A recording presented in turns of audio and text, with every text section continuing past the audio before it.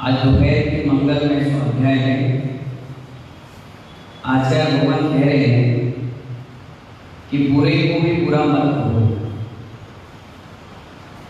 क्या कह रहे हैं ब्रजभूषण जी?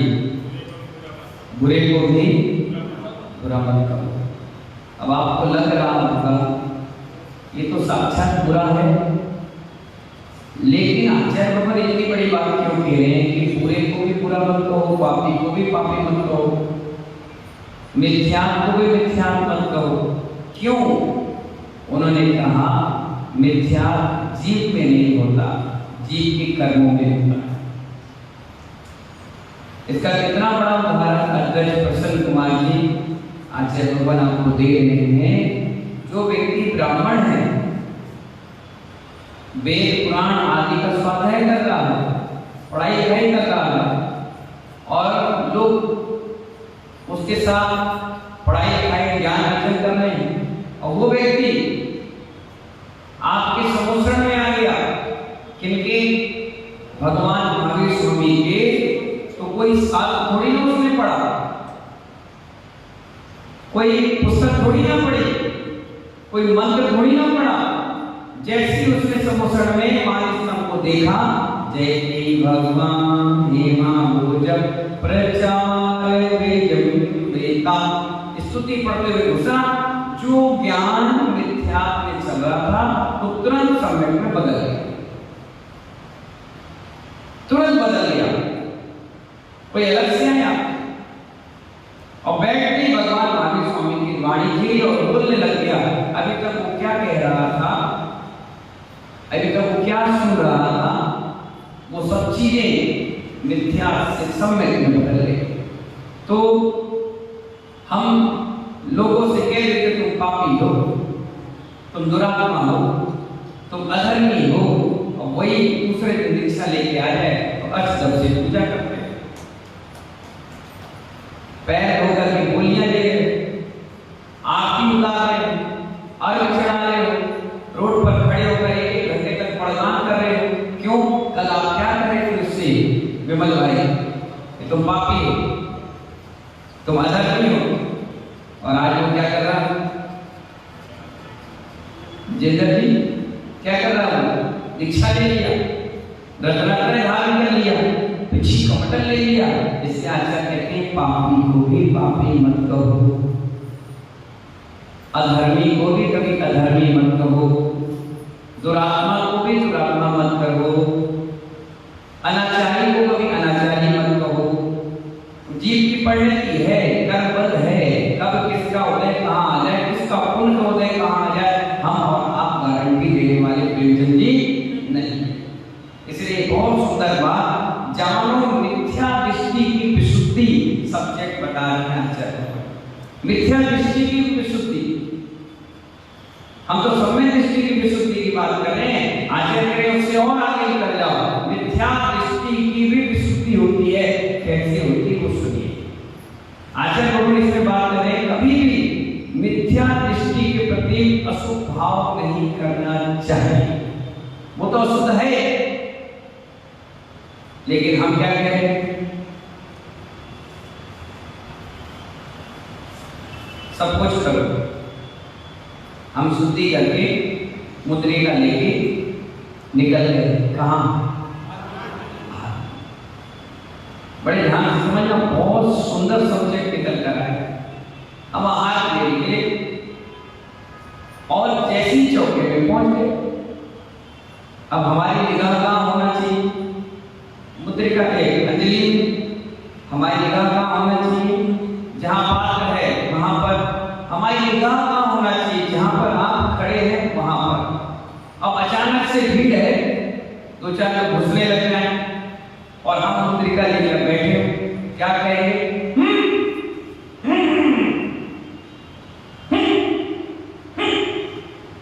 अब आप सोचिए, विचार करिए, जो छठवें और सातवें स्थान वर्ती जीव है वो वहां करेगा चौके में, तो उसका प्रस्थान कहां जाएगा?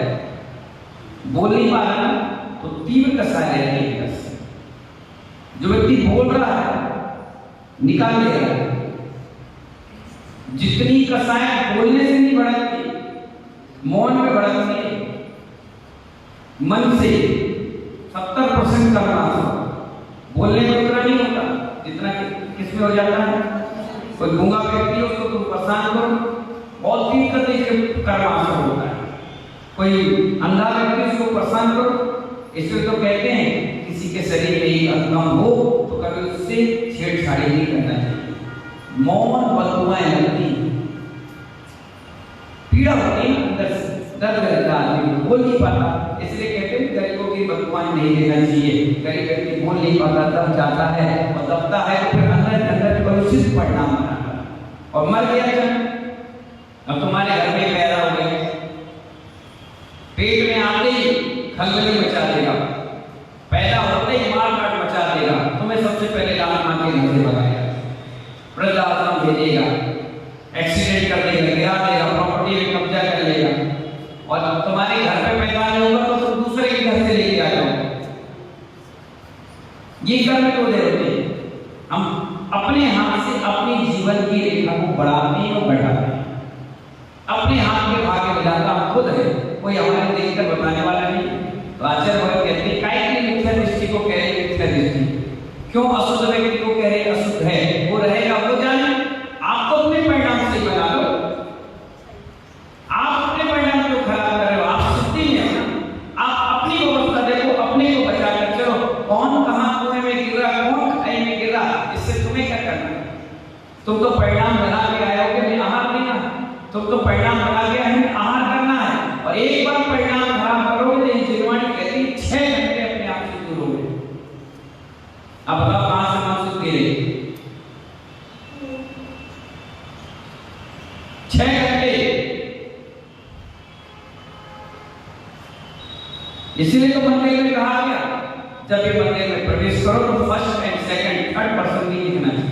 फर्स्ट भगवान और सेकंड आप, बस तीसरा पर्सन दिखने लग जाए तो विशुद्धि हिरास होना चालू हो गई। परिणाम निर्मलता की बात नहीं, मिथ्या दृष्टि को भी मिथ्या दृष्टि नहीं कहा गया। यहाँ आचार्य कहते हैं कभी भी मिथ्या दृष्टि जीव के प्रति अशुभ भाव नहीं करना चाहिए। क्या नहीं करना चाहिए?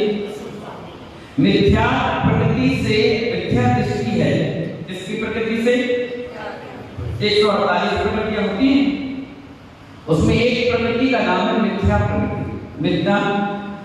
मिथ्या दृष्टि प्रकृति है ना, लेकिन जीव मिथ्या नहीं है। जीव यानी आत्मा, आत्मा मिथ्या दृष्टि नहीं है। जीव सत्य है, था और रहेगा। जीव सत्य था, है और रहेगा। समझने के लिए धैर्य रखना। क्या कह रहे हैं आचार्य? समझने के लिए धैर्य रखना। मिथ्या दृष्टि, मिथ्या प्रकृति और मिथ्या श्रद्धान, ये कारण मिथ्या के 3 चीजें हैं। कौन कौन सी बताइए? मिथ्या दृष्टि, मिथ्या प्रकृति और मिथ्या श्रद्धान, ये 3 कारण मिथ्या के हैं, परंतु जीव मिथ्या नहीं है। अगर जीव मिथ्या होगा तो महावीर स्वामी का जीव मरीची की पर्याय में था, तो क्यों भगवान महावीर बना था? दूध खराब नहीं है, दूध खराब नहीं है, 48 मिनट से पहले गर्म कर लो। खराब कब होगा? जब समय निकल जाएगा। फिर भी आकर कहते हैं पानी खराब नहीं है, छान के तुरंत गर्म कर लो। सही समय पर सही दृष्टि लग जाए तो सम्यक दृष्टि है, गलत दृष्टि लग जाए तो मिथ्या दृष्टि। ब्रेकर रोड पे बना है, कहां खराब है? वो क्यों है? गाड़ी आगे व्यक्ति स्लो चलाए, तेज चलाएगा तो क्या करे? वो ब्रेकर खराब है। किसी व्यक्ति को अनाज सूट नहीं करता तो क्या अनाज खराब है? किसी को सूट करता तो खाता, और जिसको सूट नहीं करता तो नहीं खाता। कई बार पानी सूट नहीं करता, भाई हम नहीं पी पाएंगे यहाँ का पानी में पता नहीं क्या है, हमारा पेट गड़बड़ होता है, तो दूसरी जगह से पानी लाया जाता है कि भाई पानी नहीं पी पाए। जो व्यक्ति बिस्लरी का पी रहा होगा वो बोरिंग का नहीं पी पाएगा। वो बीमार पड़ जाएगा। तो इसका मतलब ये थोड़ी ना कि पानी खराब है, नहीं भैया, आपका पेट खराब है, ये आपकी नजरिया है, ये आपकी सोच है। जीव तो जैसा सत्य था है और आगे भी सत्य ही रहेगा। उसके साथ जो कर्म चल रहे हैं वो मिथ्या के हैं, सम्यक के हैं। जो जितना अच्छा कर्म करेगा वो आगे बढ़ जाएगा, जो नहीं करेगा वो पीछे रह जाएगा। आचार्य कहते हैं जीव मिथ्या होता, मिथ्या दृष्टि कौन होता है? आचार्य बोले जीव मिथ्या है कि मिथ्या दृष्टि है। जीव मिथ्या नहीं होता, व्यक्ति की दृष्टि मिथ्या होती है। चश्मा लगाने वाला काला लगाएगा तो आंख काली थोड़ी ना हो जाएगी, चश्मा लाल लगाएगा तो आंख क्या लाल हो जाएगी। देखने वाला लगाया काला है तो काला दिखेगा, सफेद लगाया तो सफेद दिखेगा, और लाल लगाया है तो लाल ही दिखेगा। तो अच्छा है जो मिथ्या दृष्टि है वह दृष्टि घूम जाएगी तो सम्यक हो जाएगी। क्या हो जाएगी? सम्यक हो जाएगी। आचार्य कहते हैं दृष्टि वृद्धि को प्राप्त हो जाएगी तो चारित्र को प्राप्त करेगा, और दृष्टि बढ़ जाएगी तो यथा ज्ञान में प्रवेश करेगा, और एक दिन दृष्टि का विकार ही नष्ट हो जाएगा तो व्यक्ति अनंत और सिद्ध बन जाएगा। दृष्टि का फेर है, जीव का फेर नहीं। जीव तो आया गया और आगे भी निकल जाएगा, उसका कोई गलती नहीं, उसके साथ जो दृष्टि करी है गलती उसकी है। आचार्य कहते हैं श्रवण, आप मिथ्या दृष्टि को निहारते रहोगे तो भगवान महावीर स्वामी को कब नमस्कार करोगे? आप अंदर मंदिर में प्रवेश कर रहे हो, यही बात यहाँ बता है। आप मंदिर में प्रवेश कर रहे हो और सम्यक को मिथ्या में लगे पड़े हो। जो क्रिया के लिए तुम आए थे वो क्रिया तो तुमने भूल ही गए। काय के लिए आए थे मंदिर? अभिषेक करने। काय के लिए आए थे मंदिर? पूजन करने। काय के लिए आए थे मंदिर? दर्शन करने। और क्यों आए थे? हमारी विशुद्धि बरकरार रहे, और आते तुमने अशुद्धि मचा दी तो कहां से विशुद्धि ले जाओगे? जन्म कर्म में तो मनुष्य पर्याय मिले, उसमें भी सही अच्छा मिला, और अच्छा शरीर के बाद जैन कुल मिला, जैन कुल के बाद मंदिर बगल में मिला, मंदिर बगल में भी 10 कदम में चले और आगे, और इतने के बाद भी हम विशुद्धि को बरकरार ना रख पाए, इसको दुर्भाग्य कहो या भाग्य कहो?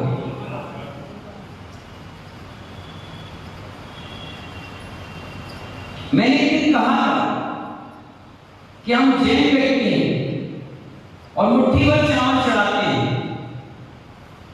ज्यादा ज्यादा 2 मुट्ठी चढ़ा लो, और ज्यादा दिल बड़ा कर लोगे, थाल भर के चढ़ाओगे, इससे ज्यादा नहीं चढ़ा पाओगे, और घर से भी उतने ही लाओगे जितने तुम चढ़ा पाओगे, ज्यादा नहीं ला पाओगे। कोई मां अगर कहे 1 किलो चावल ले जाओ तो बच्चा भी कहे मंदिर तो जाना है तो खाना थोड़ी ना बनाना है, तो तुरंत विचार पता चल गया उसके क्या की भावना से मुट्ठी भर चावल। जब मुट्ठी भर चावल को चढ़ा रहा है तब तुम 5 करोड़ की बिल्डिंग में हो, अगर भाव भी पवित्र बना के करोगे तो ना जाने कितनी बड़ी बिल्डिंग कर बैठो।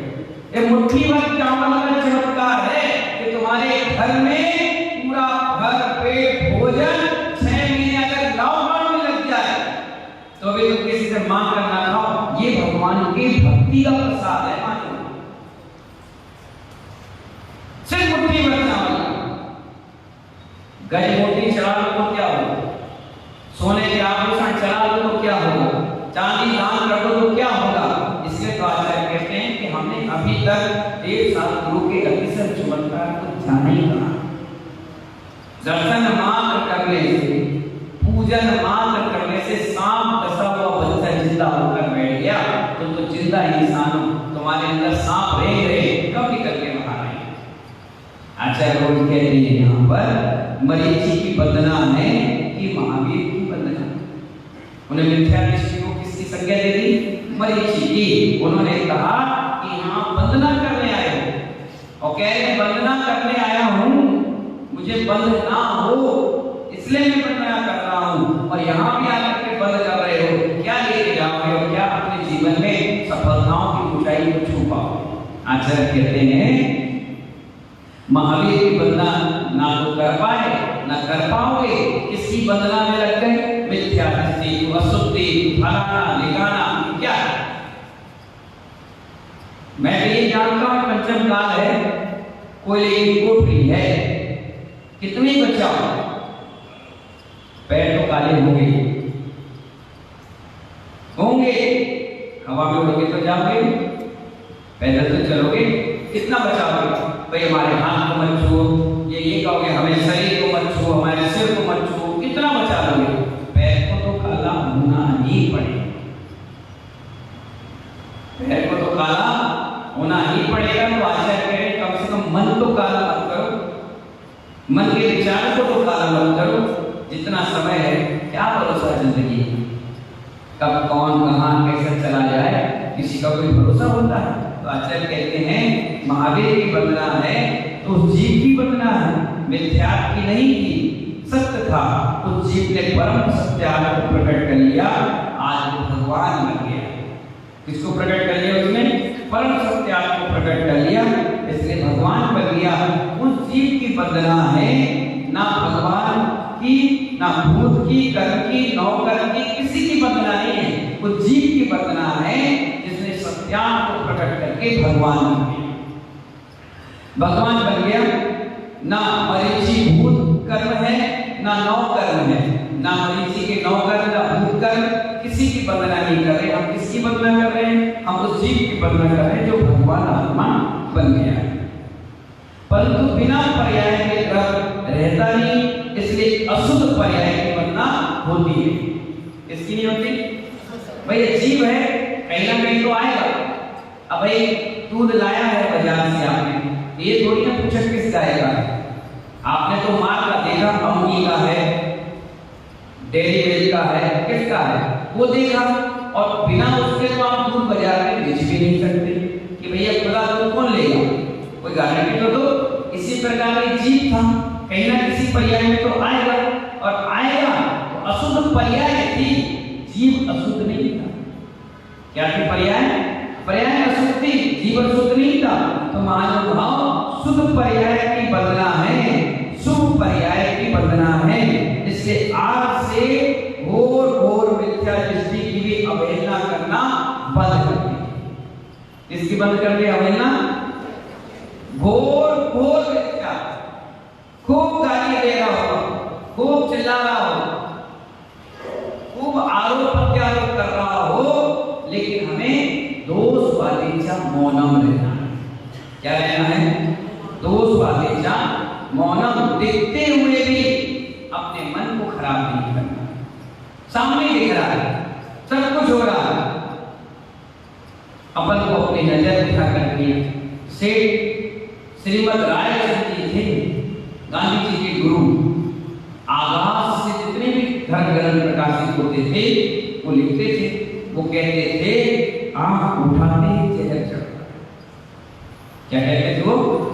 आंख उठाते ही जहर चढ़ता है।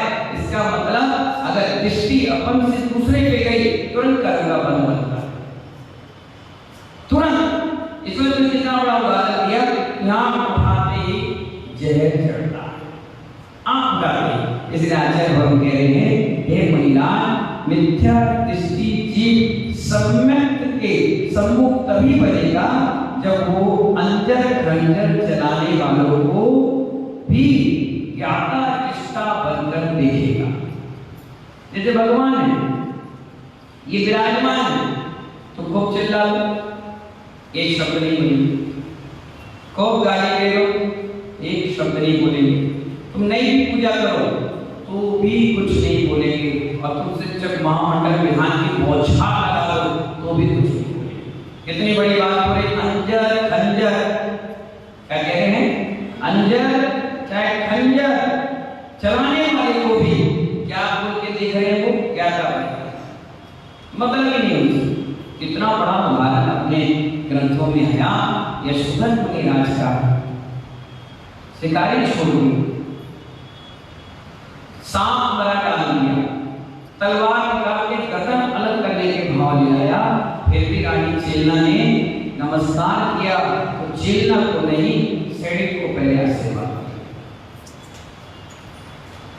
तुम्हारे घर में कोई आकर के लड़ाई कर तुम्हारे बच्चे को जेल करवा दे, तुम्हें मारे पीटे, और उसके बाद अगर वो खड़ा हो जाए तुम्हारे सामने तो तुम क्या करोगे? बताओ।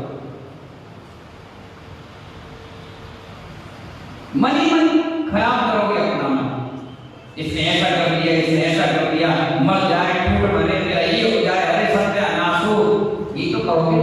लेकिन देखो धन्य मुनिराज, क्या परिणाम गजब के। आंख खोल करके जैसे उन्होंने देखा राजा और रानी रोते हुए नमस्कार कर रहे हैं, उन्हें कहा समाधि, क्या गजब का परिणाम हुआ। कितने पवित्र परिणाम, जूता कितना सरल परिणाम होगा।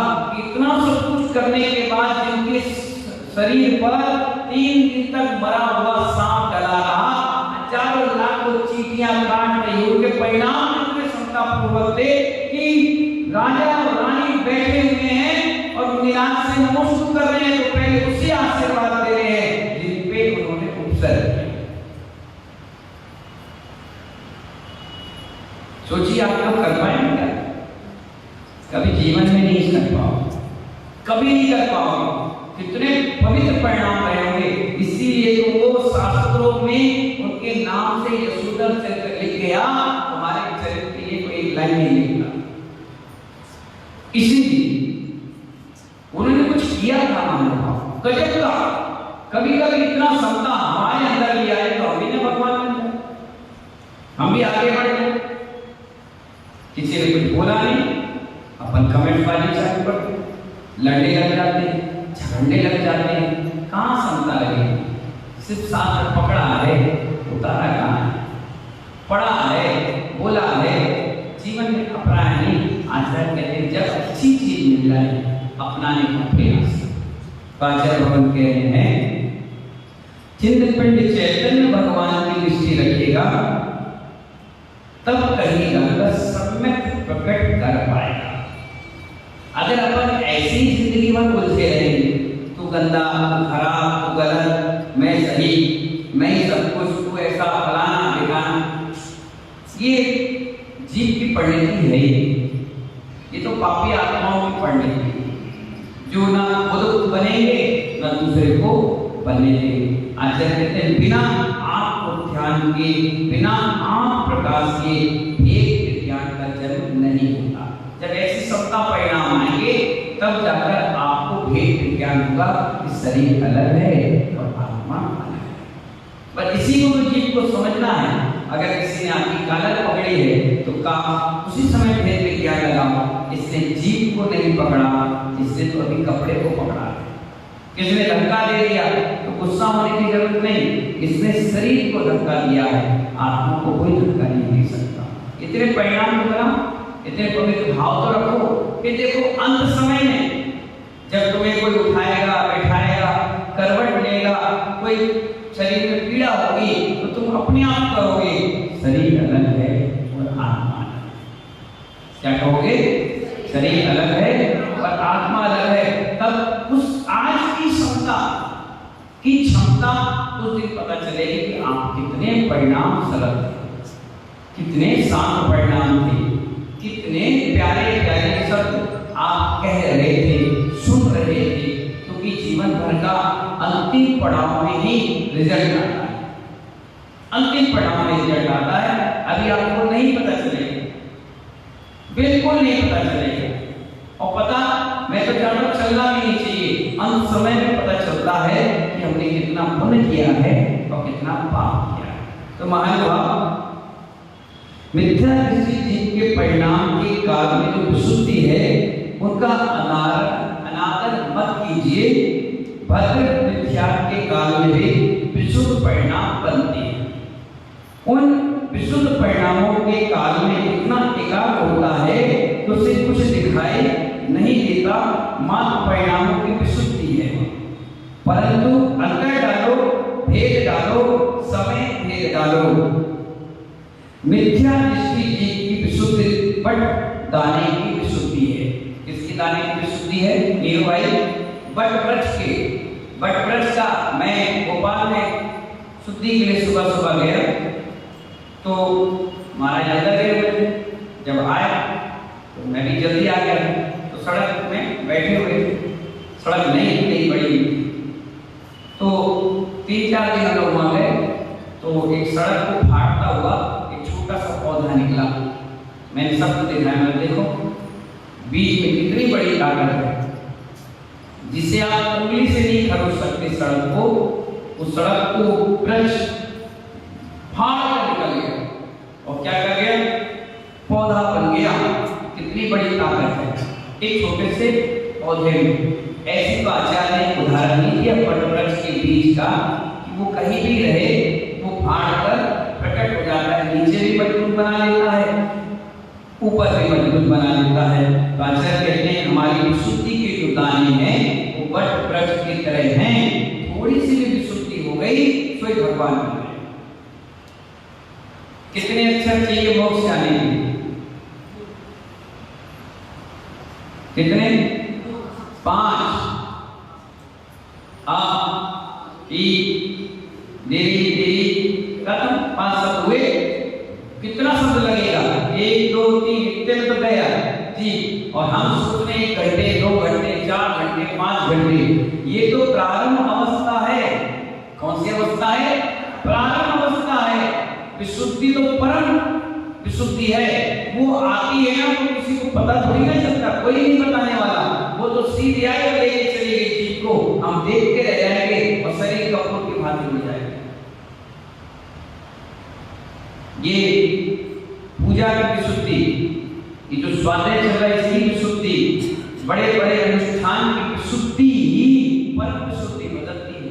अभी क्या है, आपका मीटर टच नहीं कर पा रहा, बल्ब पे अर्थिंग नहीं मिल पा रही। जैसे भी बल्ब कैसे जलेगा आपको नहीं पता चलेगा, आपको कहाँ रहोगे आपको खुद ही नहीं पता चला और सीधे परम ज्ञानी बन जाओगे। आचार्य भगवान कहते हैं वटवृक्ष अंकुर पर्वत के टुकड़े कर देता है। वटवृक्ष का जो जीव है वो पर्वत के भी टुकड़े कर देता है। देखिए शिखा में हो जाता है, छत पे हो जाता है, कहाँ हो जाता है पता नहीं, फाड़ के निकल जाता है।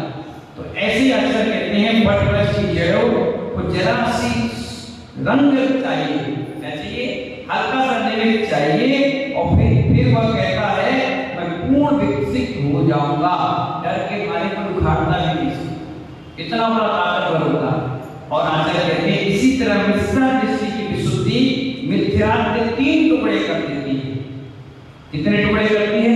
3 टुकड़े करती है और सम्यक के वृक्ष को खड़ा कर देती है जिस पर मोक्ष के फल लग जाते हैं। इसलिए महानुभाव ये सारी क्रिया जो आप कर रहे हैं ये विशुद्धि के लिए है, अशुद्धि के लिए नहीं है। और अपनी दृष्टि भी सिर्फ शुद्धता की ओर रहना चाहिए।